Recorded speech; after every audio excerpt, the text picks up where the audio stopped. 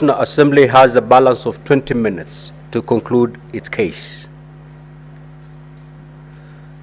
The Deputy President has 45 minutes, having taken 1 hour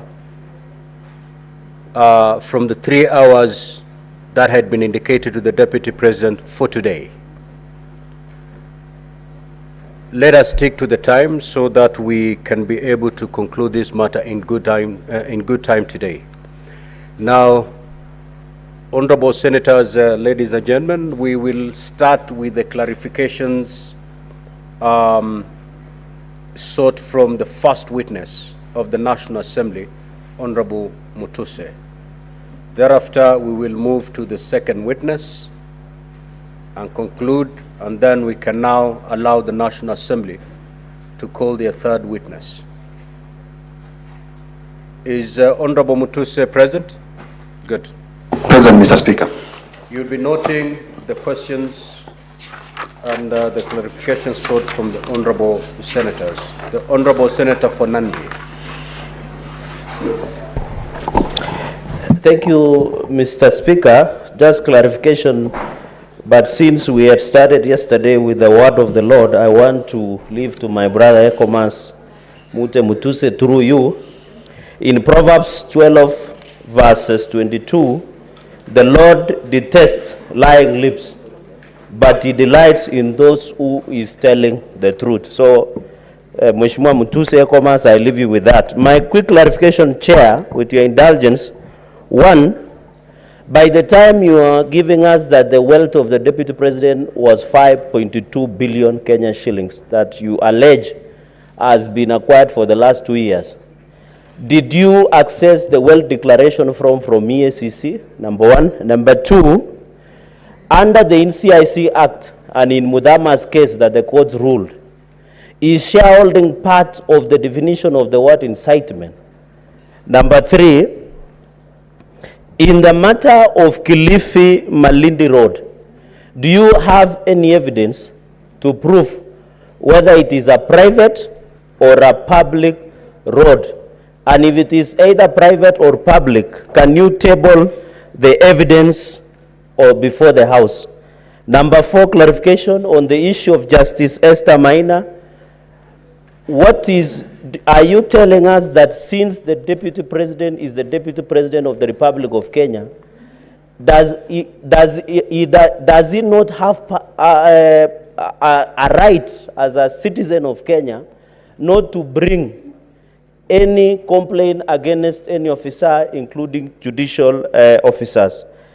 Finally, on the update quickly, on 1st October 10, 2024, Cabinet Secretary Mutua. Senator Kenywa. Thank you, Mr. Speaker, sir. My question goes to Honorable Mutuse. Honorable Mutuse, was Treetop Hotel, was it available for acquisition? And if that is so, was there any law of procurement that was breached?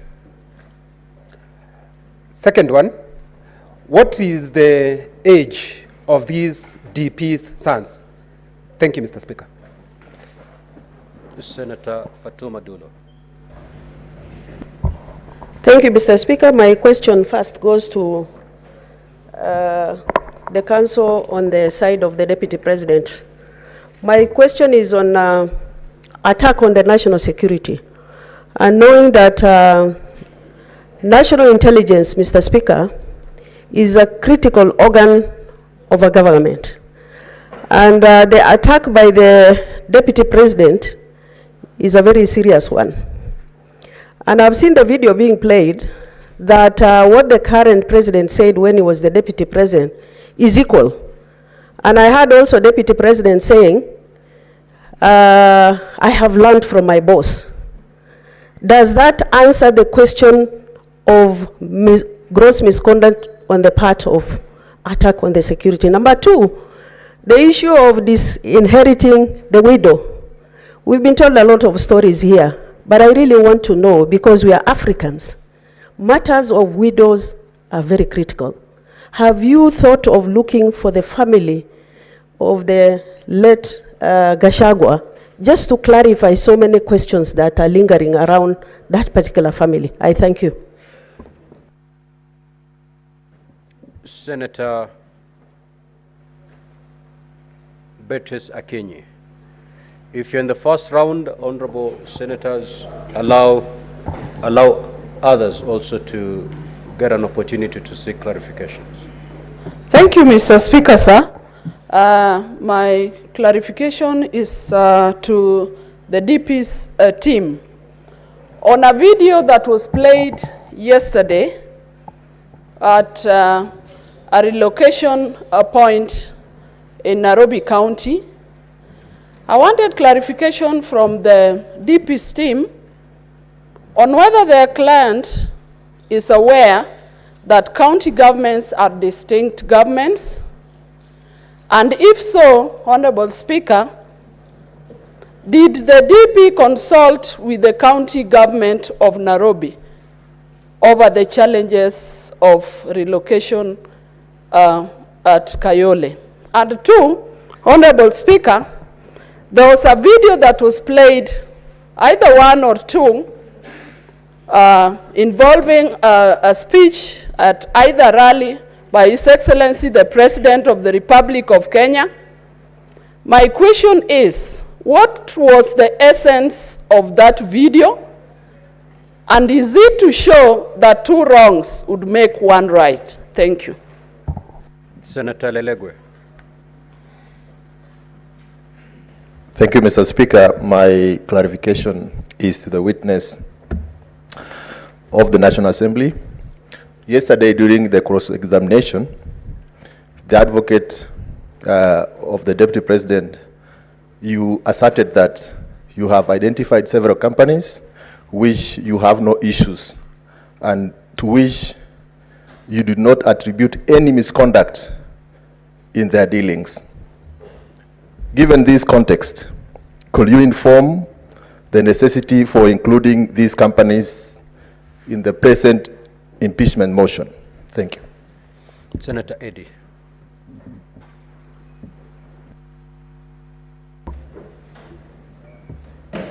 Mr. Speaker, thank you.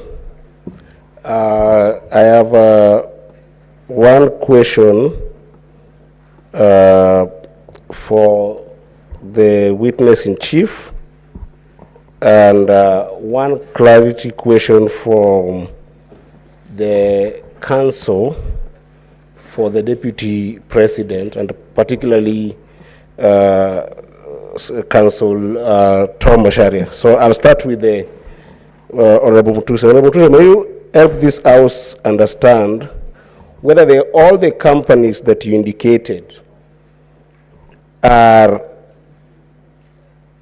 for the sons and the spouse of the Deputy President, and whether you established how old they are and estimated the net worth of those companies. Did you manage to estimate the net worth of those companies, and how did you do that? To the senior counsel, the counsel Tom Masharia, in the exploration of ground number 4, you led this House to look at the particulars of the coalition document, and the coalition agreement. May you help us understand how we should interpret Article 91 of the Constitution and Article 232 of the Constitution with regards to your response on government being a company equal to having shares and not the country. Thank you, Mr. Speaker. Senator Sek.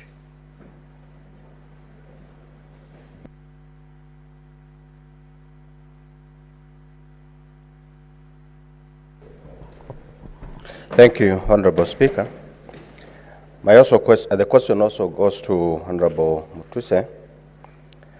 Wanted to make a clarification on the issue of Peterson Jomo, the affidavit on the Olive Garden Hotel, on the appointment of Julian Jahenda as the secretary or agent, and the letter to the Public Service Commission through the clerk of the National Assembly by volume 8A, page 1, gives a different person by the name Maka Juliana Jahenda.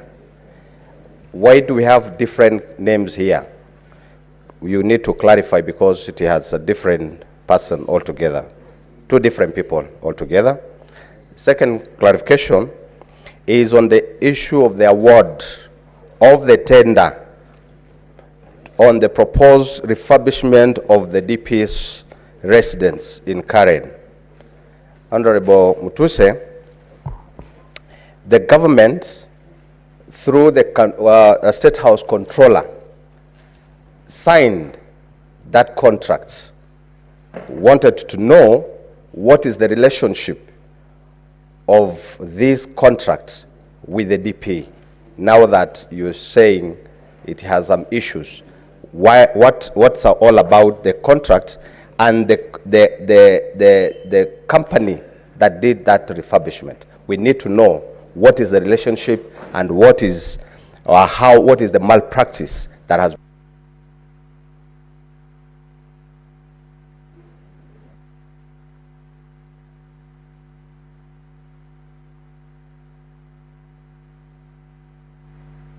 Senator Amida Kibwana. Mr. Speaker, sorry, my question was for Dr. Mulwa.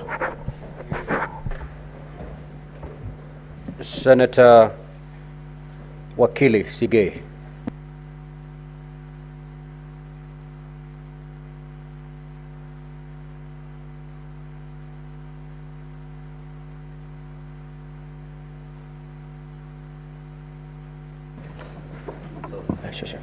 Thank you, Mr. Speaker.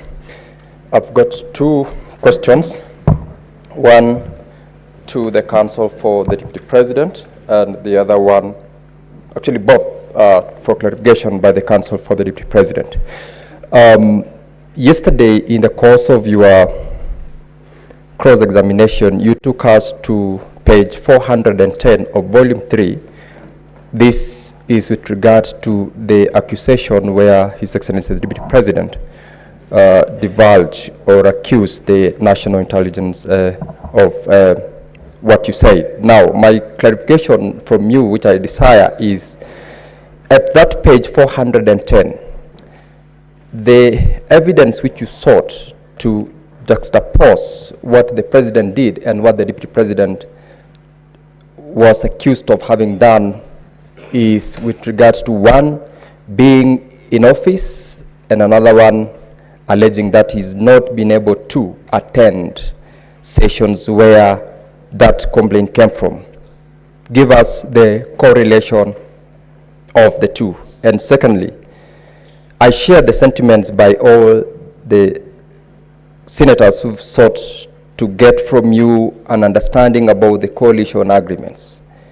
You attempted to explain yesterday the relationship between company shares and coalition agreement shares. You were asked about the place of this in terms of the regimes of the two kinds of agreements. What do you say as regards shares in a company registered under the Companies Act vis-a-vis post-election coalition agreements registered under the Political Parties Act and the governance of? Senator Batuli Beti Montet. Thank you, Mr. Speaker, sir.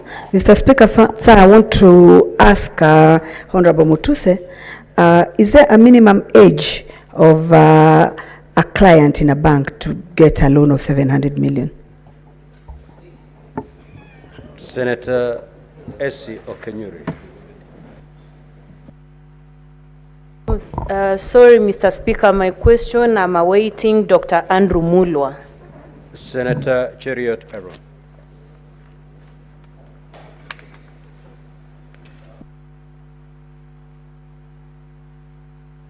Mike. Two quick questions to you, Mutuse.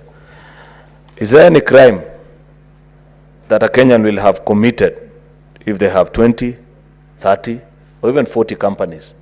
Because I see you have listed 22 companies here.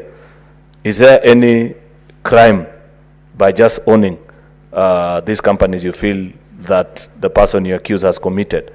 Second, on this issue of Vipingo Beach, surely, Honorable Mutuse, what is the crime of the sons of the Deputy President being listed as directors? Because I have tried combing through your motion to establish what you consider to be either an illegality or a crime on their part by simply being listed as directors. Lastly, Mr. Speaker, is to the Council for the DP, Wakili Macharia. The clips of the then DP Ruto played by your team, could we read it to mean that it's an admission on your part that you're saying, if it was done then by a sitting Deputy President, please allow the current one to commit the same at this point? And lastly, the 30% allocation to Ford Kenya in the coalition agreement in ANC, how has it been realized? Senator Margaret Kamar. Thank you, Mr. Speaker, for giving me the opportunity. I have one small question for Honorable Mutuse, and that is on the witness, somebody who, by the name Peterson Jomo Muchira, who wrote an affidavit that touches on Olive Garden Hotel. He offered himself to appear and be cross-examined on the content of his affidavit. Was he invited? Senator Kathuri Murungi.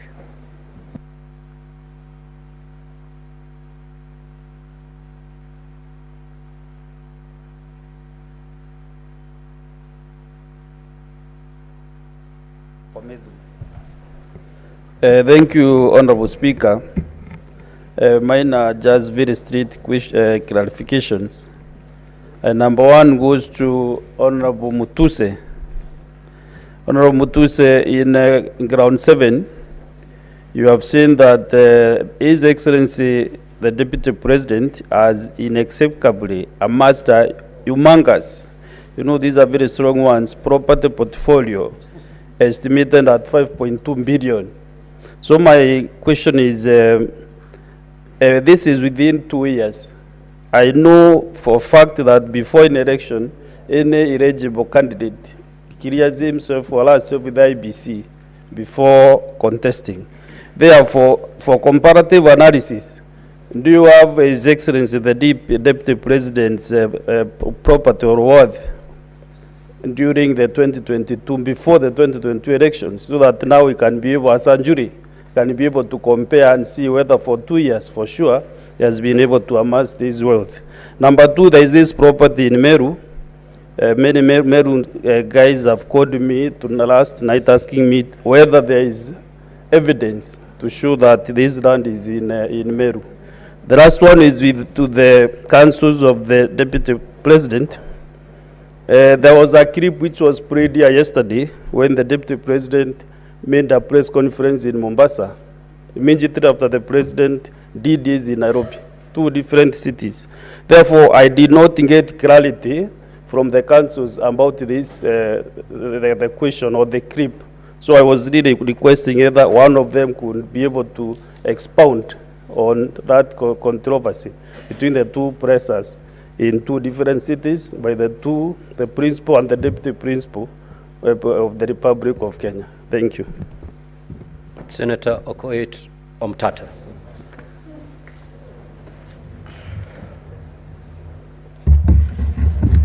Thank you, Honorable Speaker.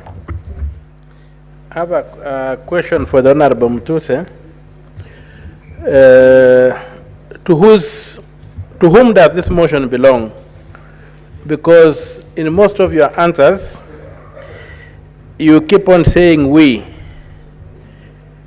I think, Honorable Senator Mtata, that question was asked by the Honorable Enoch Wambua, Senator, and it was responded to. So just ask for a different clarification. Okay, and other than that, I wanted to ask whether Honorable Mutuse knows the difference between an impeachment motion and a censure motion.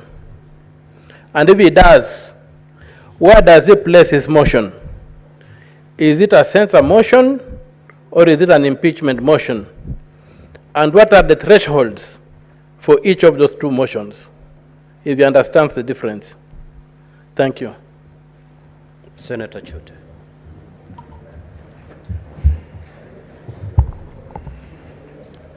Asante sana Mheshimiwa Spika.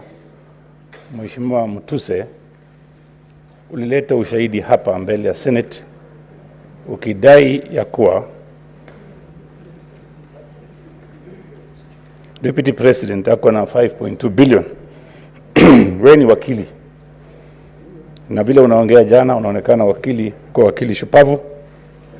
Ulileta ushahidi gani hapa ya kuonyesha valuation ya hii property ya hiyo katika documents yako kuonyesha imefika 5.2 billion. Swali ya pili, ulileta mashtaka 11.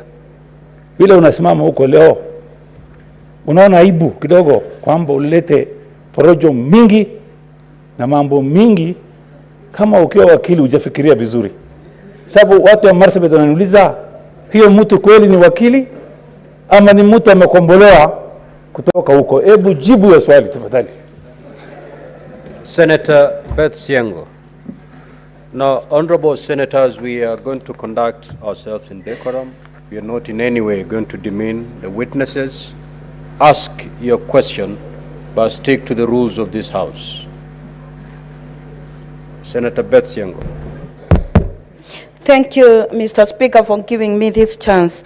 I have two questions. One for Honorable Mutuse. In your presentation, I heard that you touched on the inheritance and property of the late Gachagua. Have you reached out to the widow and the children of the late Gachagua to also give you facts? The next question is to the Council for the DP. Yesterday you played a clip of the president speaking in Muranga. What was the purpose of playing that clip? And how does it relate to the saying popularly now used by Kenyans, kufa dereva, kufa makanga? Thank you. Senator Chimera. Thank you, Mr. Speaker. My question goes to the Council for the DP. I would wish to seek clarity on the documents that they tabled yesterday, being the coalition agreement, which basically informed the basis as to which the DP has been talking about shares. I just want to know whether there is any document that secures shares in respect of the region where the DP comes from. And secondly, Mr. Speaker, if the Council is aware that his client, at the time those documents were being prepared, he was a candidate for office, and now he successfully became DP, and that he needs to promote national unity, and if it is still in order for him to continue championing for the interest of one region as against the entire nation. Thank you, Mr. Speaker. Senator Richard Onyonk.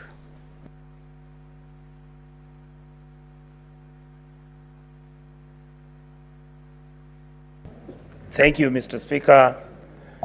My questions are two, and I would like to ask Honorable Mutuse. I hold you highly. I don't think that you're as idiotic as our colleagues will say. I want to ask you, between the time when the Deputy President was a Member of Parliament and the time when he became the Deputy President, were you able to see whether there was a deliberate variation in the amounts of money that he was handling?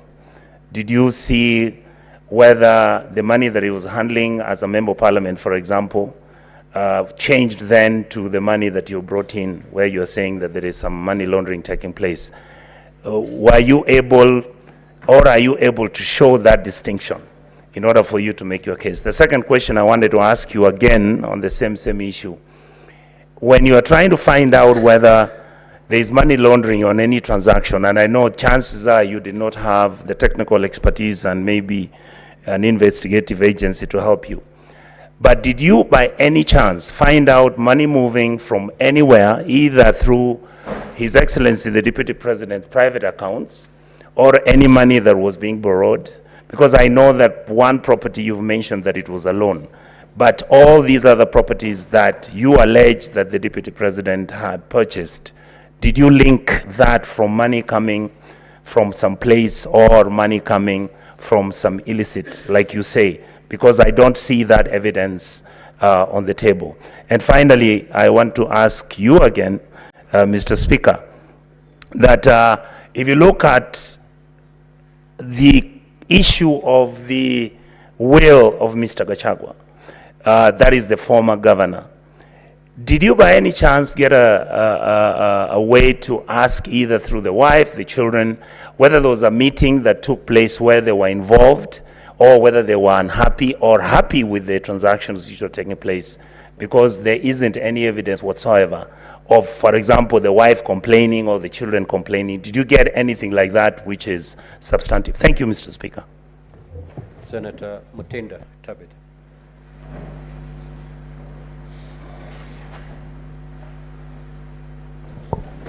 Thank you, Mr. Speaker. My two questions goes to you, Honorable Mutuse. First, in regards to this company by the name Crystal Kenya Limited, Ground 7, date of incorporation is 2009. And the CR12 that you have submitted to this house is for this year. Would you tell this house who was the initial director of this company? If that was so, was there any change of directorship of this company? Secondly, the one on trial is the Deputy President of this country and not his two sons. You have linked Crystal to be a proxy for the Deputy President through his two sons.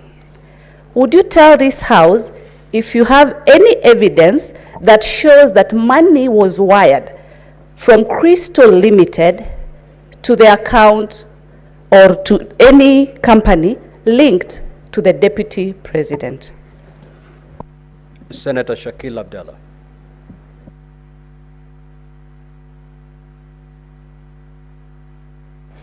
Thank you, Mr. Speaker. My question is to Honorable Mutuse. If Judge Maina had filed any complaints regarding the being harassed by the Deputy President. Thank you. Senator Miraj Abdullah.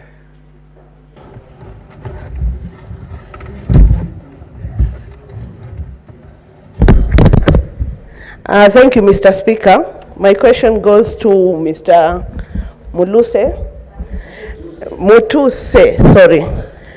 Is it easy that His Excellency the Deputy President took in his utterances? He used to speak about not the Mlima being touched. So in the essence of national unity, don't you think that your client, the DP, or you clarify for us that he has already breached his own oath even before we make a decision as the jury of this House? Thank you, Mr. Speaker. Senator Kisang.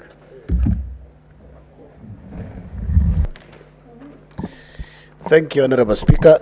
My first question goes to Mutuse and a comment. Honorable Speaker, I want to find out from Mheshimiwa, out of the 22 companies that you've alleged associated with the Deputy President, how many are really of interest to this particular impeachment. Yesterday you talked about the one in Rea Vivingo, and we saw that 10,000 of the shares, the total shares, are owned by the estate of the late Governor Gachagua. And then a comment, Honorable Speaker, is the clips that were played yesterday on shareholding. I think I want to ask the legal counsel for the Deputy President. It looks like we didn't stop campaigns after election. It looked like we continued to propagate campaigns because we expected the Deputy President, immediately after campaigns, we stop about this thing of shareholding because... Senator Maanzo.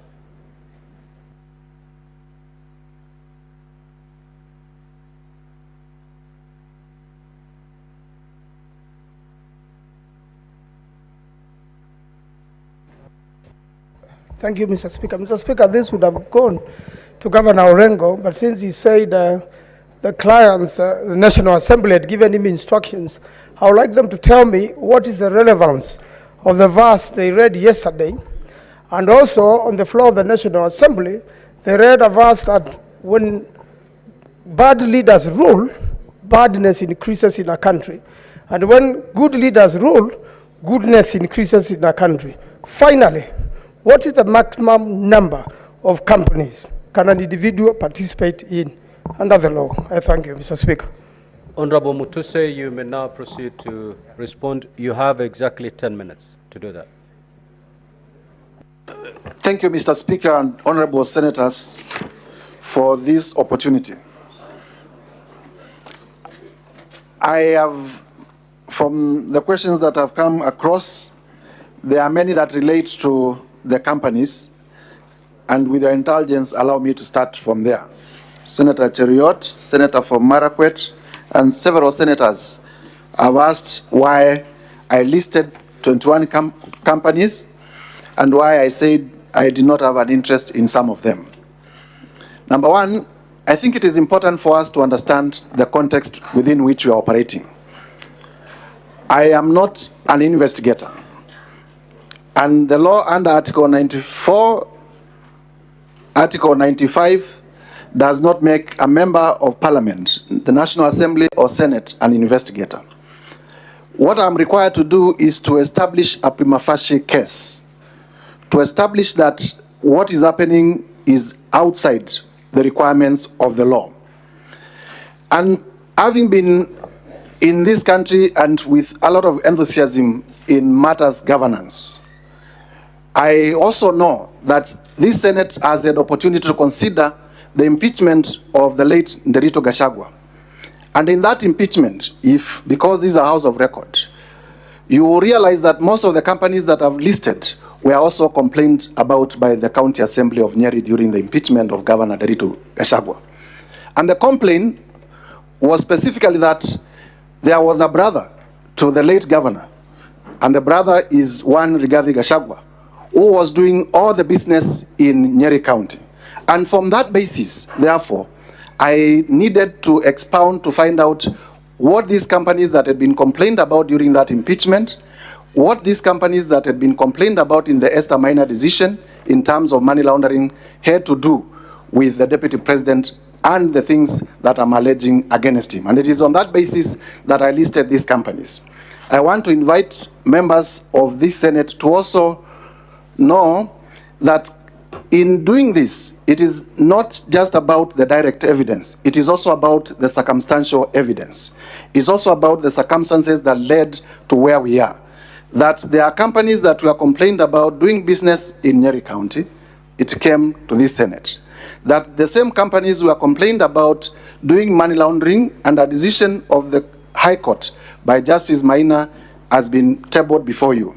And today, we are complaining that the same companies are helping to do corruption and money laundering. And that's the reason why we bring those companies.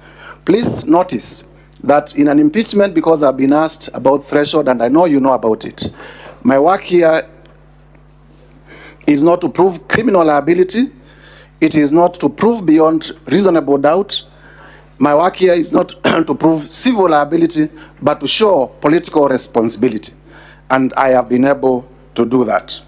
In terms of Vipingo Ridge, the question I want to invite honorable senators, and I request that you listen to me. I was told yesterday that Vipingo Ridge, the two sons of His Excellency the Deputy President, are mere directors, and that the shares are owned by the estate of the late Ruto Gachagua. But then you ask yourself, all of you here, you have children, why would my brother's children own my estate and not my children? Why would my brother's children be the ones who are directors in my estate and not my own children? If you die today, will your children be the ones being directors of your properties, or it is the children of your brothers? Don't you see this is suspicious? It is obviously suspicious. Number two, in law, and I want to challenge anyone. An estate, what is an estate? An estate is the totality of your belongings. So, can an estate own an estate? It is administrators. We would have expected that the executors in the estate who are named in the will are the ones who would have been named in the shareholding. And we know all these trick games that are being played around to hide ownership. And that, because I talked about circumstantial evidence, that is to be compared with the affidavit of Mr. Jomo, in terms of how Jomo was approached to be proxy in buying the property, and how Jahenda, the question that has been asked, is the one operating the accounts. And we have been able to show that the same Jahenda, the same lady who works at the DP's office, is the same person who is the manager at the hotel and is the one who is operating the accounts. So I invite you to see the web of secrecy, the web of conspiracy. It is a web. And this is why I said these are white-collar crimes. They are done by intelligent people. Sometimes it becomes very difficult to get direct evidence, but in the totality of the circumstances, it points to money laundering and corruption. Let me now go to Senator for Nandi, my good friend, Senator Cherangei. Thank you very much for the Bible verse. I'll keep on reading it, and every time I read it, I will remember you. 5.2 billion wealth. Did I ask for the wealth declaration? I have said here I was not in an investigation journey. I was